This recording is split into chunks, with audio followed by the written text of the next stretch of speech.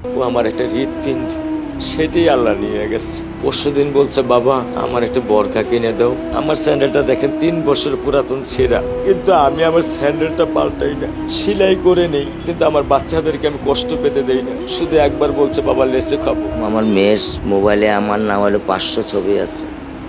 আমি এখনো সাহস পাইনি আমার মেয়ের একটা ছবি বের করে দেখতে। আমার সে সাহস নাই। আমি সেই সাহস হারাই ফেলছি, কারণ ও আমার ছিল হৃৎপিণ্ড। ওর জীবনে এমন কোনো চাওয়া নাই যেটা আমি পূরণ করি নাই। পরশুদিন বলছে, বাবা আমার একটা বরখা কিনে দাও। আমার চাচাতো ভাই বললো, ভাই ইসলামপুর থেকে 300-400 টাকায় পাওয়া যায়। আমি সাথে সাথে মিনি মার্কেট থেকে আমি 1000 টাকা দিয়ে আমার মেয়েকে বরখা এনে দিচ্ছি।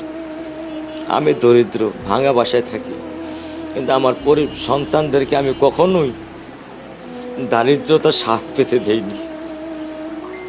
দারিদ্রতার স্বাদ পেতে দেইনি। আমার বড় মেয়েকে এখন আমি সেলোরার থেকে জামা কিনে দিই। আমার স্যান্ডেলটা দেখেন 3 বছর পুরাতন ছেঁড়া, কিন্তু আমি আমার স্যান্ডেলটা পাল্টাই না, সেলাই করে নেই, কিন্তু আমার বাচ্চাদেরকে আমি কষ্ট পেতে দেই না। শুধু একবার বলছে, বাবা লেচে খাবো।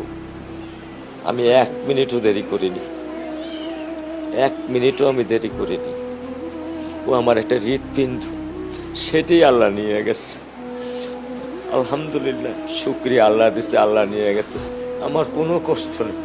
আমি তো চাইলে পারতাম না। অনেক দম্পতি আছে যাদের সন্তান নেই, আল্লাহ দিছে, আল্লাহ নিয়ে গেছে। আমি আলহামদুলিল্লাহ করি আল্লাহ গেছে। আমার কোনো কষ্ট নেই, আমার কোনো কষ্ট নেই। ঠিক আছে, কর্মের মধ্যে তো একটু আমার কোনো কষ্ট নেই। ঠিক আছে।